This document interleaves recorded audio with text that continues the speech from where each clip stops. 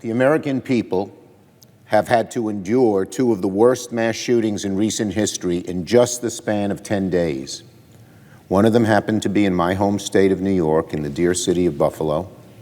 The other happened yesterday in Texas, the worst school shooting since Sandy Hook, and we can't get out of our minds, I can't, the picture of 10 and 11 and 9-year-olds being shot, killed, just ready to burst into the adolescent and adult phases of their lives. What the American people want is real solutions to our nation's gun violence epidemic. We've had too many moments of silence, too many thoughts and prayers. Americans are sick of it. Many in this chamber are sick of it. Here's the sad truth about what happened yesterday and why I plan to object to my colleagues' UC. Hardening schools would have done nothing to prevent this shooting. In fact, there were guards and police officers already at the school yesterday when the shooter showed up.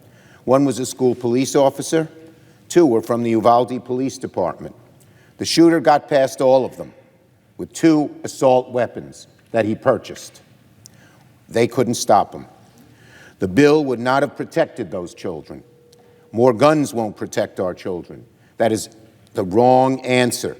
There are too many guns and too many options for the wrong people to get guns. So I plan to object to passing this measure today through consent. But I would tell my colleague from Wisconsin, tomorrow we can begin voting on a bill that will let us take action on guns. And we could consider amendments like this then, along with others.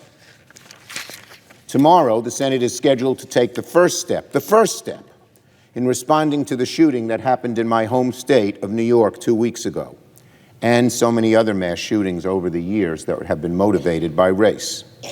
The Domestic Terrorism Prevention Act, which I set in motion earlier this week, is a necessary and timely step to honor the memories of the dead in Buffalo and to make sure mass shootings motivated by race don't happen again. I urge all my Republican colleagues to vote to get on the bill. All we're asking is a vote yes on the motion to proceed. I urge my colleague from Wisconsin to vote yes on that bill. If Senator Johnson helps us get on the domestic terrorism bill, we could consider amendments related to guns, his and others that have a different point of view. And if Republicans can vote with us to get on that bill, we can have a debate on considering common sense, strong gun safety amendments, hopefully with bipartisan support. Senator from Wisconsin says his bill is bipartisan. It's 5 Republican sponsors. And the bottom line is, if you want to have bipartisan debates, you don't just say my bill must pass by unanimous consent and no other bill can pass. I am providing a path that we can have a debate on these amendments. Let me be clear. We are going to vote on gun legislation. And the Republicans could let us start doing that as soon as tomorrow if they simply voted yes on the motion to proceed, and I give them a pledge that we will then start debating gun amendments. Senator Johnson's and many others that have a different point of view. I repeat, though, we are going to vote on gun legislation.